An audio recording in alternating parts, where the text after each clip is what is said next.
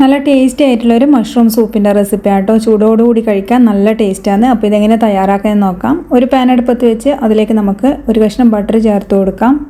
അതുപോലെ തന്നെ കുറച്ച് സൺഫ്ലവർ ഓയിലും ചേർത്തിട്ടുണ്ട്. പിന്നെ കുറച്ച് വെളുത്തുള്ളി നമ്മൾ ചെറുതായി അരിഞ്ഞതും ചേർത്തിട്ട് അതിൻ്റെ ആ ഒരു പച്ചമണമൊക്കെ മാറി വരുന്നവരെ ഒന്ന് വഴറ്റിയെടുക്കാം. എന്നാൽ കളർ ഒരുപാടങ്ങ് മാറേണ്ട ആവശ്യമില്ല. അതുപോലെ ചേർത്ത് കൊടുക്കുന്നത് ഒരു ചെറിയ സവാള ചെറുതായി അരിഞ്ഞതുമാണ്.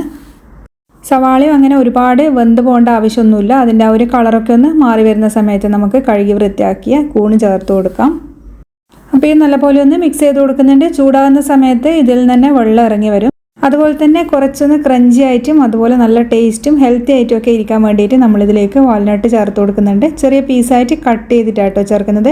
അപ്പോൾ ഈ ഒരു സൂപ്പ് കുടിക്കുന്ന സമയത്ത് ഇത് കടിക്കുമ്പോൾ നല്ലൊരു ടേസ്റ്റാണ്. അതുപോലെ ഇതിലേക്കൊരു 2 ടേബിൾ സ്പൂൺ മൈദപ്പൊടിയും ചേർത്ത് കൊടുക്കാം. ഈ ഒരു സമയത്ത് ഫ്ലെയിം നല്ലപോലെ ഒന്ന് കുറച്ച് വെക്കണം. എന്നിട്ട് നമുക്ക് നല്ലപോലെ ഇതൊന്ന് മിക്സ് ചെയ്യാം. ഇതിൻ്റെ ആ ഒരു കട്ടയൊക്കെ ഒന്ന് മാറിയിട്ട് വരണം.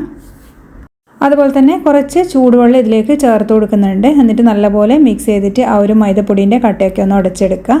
പിന്നെ നമ്മളിതിലേക്ക് ചേർക്കുന്നത് കുരുമുളക് പൊടിയാണ്. എത്രത്തോളം സ്പൈസി ആയിട്ട് വേണം അതിനനുസരിച്ച് ചേർക്കാം. അതുപോലെ ആവശ്യത്തിനുള്ള ഉപ്പും കൂടിയും ചേർത്തിട്ട് വീണ്ടും ഒന്ന് മിക്സ് ചെയ്യാം.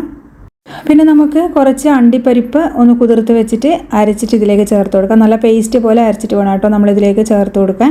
അല്ലെങ്കിൽ അണ്ടിപ്പരിപ്പിന് പകരം പാലായാലും മതി. അപ്പോൾ ആ ഒരു മിക്സിൻ്റെ ജാറിൽ കുറച്ച് വെള്ളം കൂടിയും ചേർത്തിട്ട് ഞാൻ ഇതിലേക്ക് അങ്ങ് ഒഴിച്ചു കൊടുക്കുന്നുണ്ട്. പിന്നെ നല്ലൊരു സ്പൈസി ആയിട്ട് കിട്ടാൻ വേണ്ടി കുറച്ച് ചില്ലി ഫ്ലേക്സും അതുപോലെ തന്നെ കുറച്ച് സീസണിങ്ങും ചേർക്കുന്നുണ്ട്. അപ്പോൾ ചൂടോടുകൂടി കഴിക്കാൻ നല്ല ടേസ്റ്റാണ്, ഹെൽത്തിനും നല്ലതാണ്. അപ്പോൾ കുട്ടികൾക്കൊക്കെ ഒന്ന് ഉണ്ടാക്കി കൊടുത്ത് നോക്കും. അപ്പോൾ കുറച്ചും കൂടി അളവ് വേണമെന്നുണ്ടെങ്കിൽ മഷ്റൂം ഒന്ന് വെന്തതിന് ശേഷം മിക്സിൻ്റെ ജാറിലേക്ക് ഒന്ന് അരച്ചിട്ട് ഇതിലേക്ക് ചേർത്താലും മതി. നല്ല കൊഴുപ്പും കിട്ടും. അപ്പോൾ വീഡിയോ ഇഷ്ടമായാൽ തയ്യാറാക്കി നോക്കാൻ മറക്കരുത്. ചാനൽ ആദ്യമായിട്ട് കാണുന്നവർ സബ്സ്ക്രൈബ് ചെയ്ത് സപ്പോർട്ട് ചെയ്യാൻ മറക്കല്ലേ. താങ്ക്